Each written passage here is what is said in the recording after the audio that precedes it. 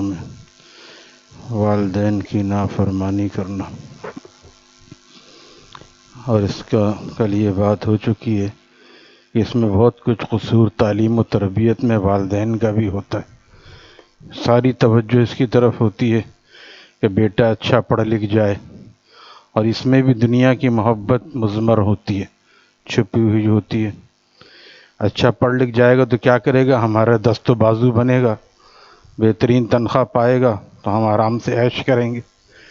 اور یہ نہیں ہوتا کہ 7 سال کا ہو گیا تو اس کو نماز کی عادت ڈالی جائے، جیسا حدیث شریف میں ہے کہ بچہ 7 سال کا ہو جائے تو اس کو نماز کی عادت ڈالو، ابھی سختی مت کرو۔ 7 سال میں بہت زیادہ سمجھدار نہیں ہوتے بچے، اگر فجر میں نہ اٹھے سونے دو، 8 سال 9 سال 10 سال تک، 10 سال کے بعد پھر سونے مت دو، فجر میں بھی اٹھاؤ۔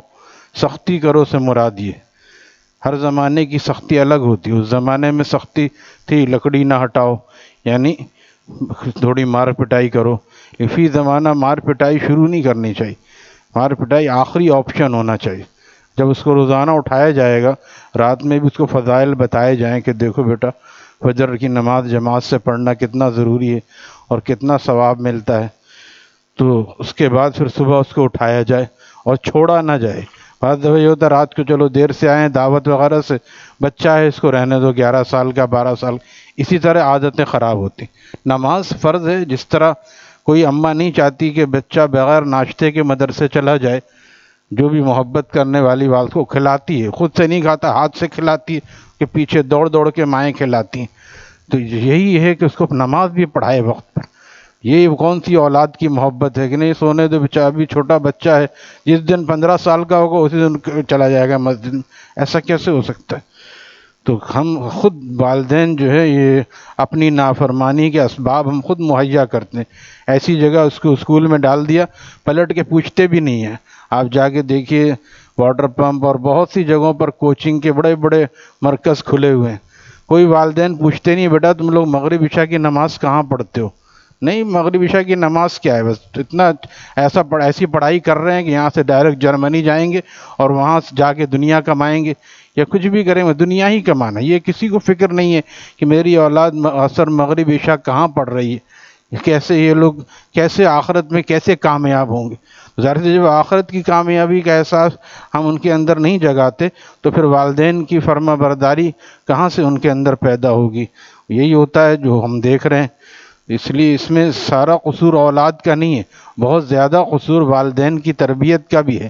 اگر اس کو دین کی طرف بزرگوں کی صحبت میں لے جائیں تو اس کی سب جگہ پر یہی ہوتا ہے کہ یہ چیز خود بخود اس کے اندر آ جاتی ہے کہ والدین کا اللہ تعالیٰ نے کتنا حق رکھا ہے، اور ان کی نافرمانی تو دور کی بات ہے، ان کو اف اور ہوں کہنا بھی منع فرمایا۔ یہ چیزیں دینی صحبتوں میں ملتی ہیں، دنیا میں یہ چیزیں نہیں ہیں۔ لہذا ہم تو اولاد کو چاہتے ہیں بس وہ کمانے کی مشین بن جائے، کمانے کی مشین تو بن گئی، پھر جب اس کی بیوی آتی ہے پھر لڑ بڑ کے بیچارہ الگ ہو جاتا ہے۔ اگر وہ نہیں بھی چاہتا تو بیوی الگ کرتی ہے، اور اگر اس کے اندر دین کی سمجھ ہوگی تو الگ ہونے کے بعد بھی وہ والدین کی معاونت کرے گا، اور طریقے کے ساتھ لڑ کے نہیں جائے گا بلکہ طریقے کے ساتھ جائے گا۔ لیکن بات وہی ہے کہ ہماری تربیت کا فقدان ہے کہ بچے جو ہیں وہ اس طرح ہو جاتے ہیں، اور پھر ہم یہ رونا روتے ہیں۔ کچھ ہمارے اندر یہ بھی خامی ہے، ہم بھی اپنے بڑوں کا صحیح احترام نہیں کرتے۔ ہم اگر اپنے بڑوں کا احترام کریں تو ہمارے بچے کبھی پھر ہماری وہ نہ کریں، نافرمانی نہ کریں۔ اس ہاتھ دو اس ہاتھ لو، جو خود والدین کے نافرمان ہوتے ہیں ان کی اولاد بھی یہ نافرمانی کا گناہ دہراتی ہے۔ ہم چاہتے ہیں کہ ہم تو بس نہیں، ہم جو چاہ رہے ہیں وہ کریں، والدین کی فرما برداری نہ کریں، اور ہمارے بچے ہمارے فرما بردار ہو جائیں۔ ایک بات اور حضرت والا فرماتے تھے کہ ہم چاہتے ہیں ہمارے اولاد، ہماری بیوی بچے سب فرما بردار ہو جائیں۔ دیکھنے کی بات یہ ہے کہ ہم کتنے اللہ تعالیٰ کے فرما بردار ہیں، ہم سارے احکامات کو پورا کرتے ہیں۔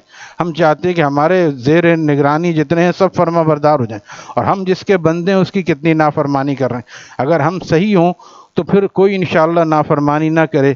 حضرت ثابت بنانی رحمہ اللہ تعالیٰ تابعی ہیں، حضرت انس کی خدمت میں 40 سال تک رہے، فرماتے ہیں کہ جب مجھ سے اللہ تعالیٰ کی کوئی نافرمانی ہو جاتی ہے تو میری بیوی بھی میری مخالف ہو جاتی ہے، میرا بیٹا بھی، میرا گھوڑا بھی مجھ بدکنے لگتا ہے، کیونکہ اللہ تعالیٰ ناراض ہوتا ہے تو اس کا اثر سب پر پڑتا ہے۔ اس میں سمجھ جاتا ہوں کوئی گناہ آج کل مجھ سے ہو رہا ہے جس کی وجہ سے یہ لوگ نافرمانی کر رہے ہیں، یعنی ان کا قصور نہیں ہے، اصل میرا قصور ہے۔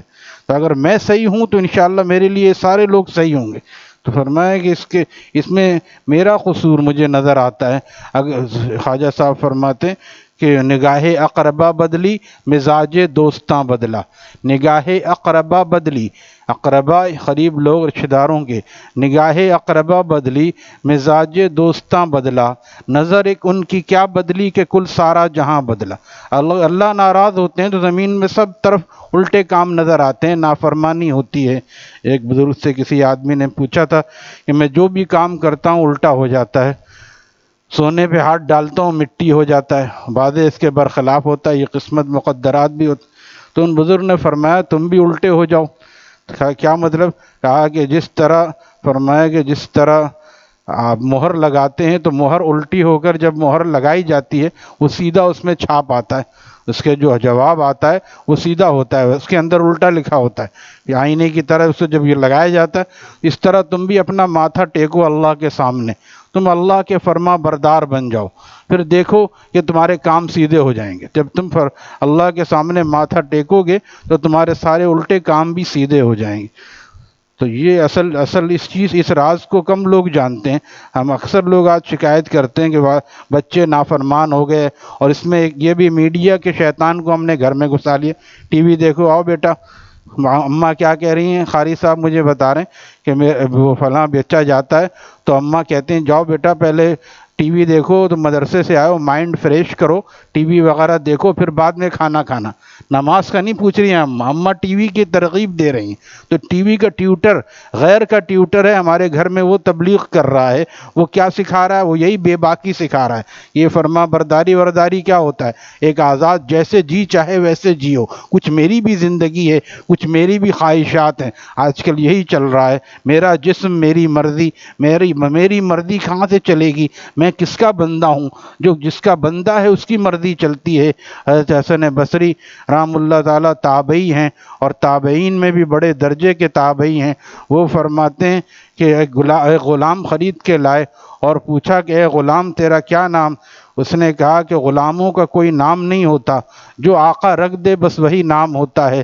پھر پوچھا تو کھاتا کیا ہے؟ کہا کہ غلاموں کا کوئی کھانا نہیں ہوتا، جو آقا کھلا دے وہی کھانا ہوتا ہے۔ جیل میں کوئی کھانا ہوتا ہے؟ ہم بھی تو قیدی ہیں، ہم چاہتے ہیں ہماری چلے، ہم تو جیل میں قیدی ہیں، مسلمان اللہ نے بنایا ہے۔ تو کیا کہہ رہا ہے کہ غلاموں کا کوئی کھانا نہیں ہوتا، جو آقا کھلا دے وہی کھانا ہوتا ہے۔ پھر پوچھا اچھا تو پہنتا کیا ہے؟ کہا کہ غلاموں کا کوئی لباس نہیں ہوتا، جو آقا پہنا دے وہی لباس ہوتا ہے۔ حسن بصری کہتے ہیں کہ بے ہوش ہو گئے، غش کھا کے گر گئے ایسے جواب سے۔ پھر جب ہوش میں آئے کہا جا میں نے تجھے اللہ کے لیے آزاد کیا۔ اس نے کہا کیا وجہ بنی؟ کہا کہ تو نے مجھے اللہ کی بندگی سکھا دی۔ ہم اللہ کے بندے ہو کر ہر چیز میں اپنی خواہش کو رکھتے ہیں، ایسا کھانا ہونا چاہیے، ایسا پہننا، ہمیں نہیں دیا سب کو دے دیا، اور تو غلام ہو کے کہہ رہا ہے کہ غلاموں کا کوئی پسندیدہ کھانا نہیں ہوتا، جو آقا کھلا دے بس اسی پہ گزارا کرتے ہیں، جو پہنا دے اسی پہ گزارا کرتے ہیں، جس نام سے پکار لے اسی پہ گزارا کرتے ہیں۔ لہذا یہ کہ تو نے مجھے اللہ کی بندگی سکھا دی۔ تو اللہ تعالیٰ کی بندگی غلامی سے بہت بڑی چیز ہے۔ غلام تو اپنا زر خرید رقم دے کے آزاد ہو سکتا ہے، لیکن بندہ کبھی آزاد نہیں ہو سکتا۔ اللہ تعالیٰ ہمیں بندگی کا صحیح مفہوم سمجھنے اور بندگی کرنے کی توفیق عطا فرمائے۔ الحمدللہ رب العالمین۔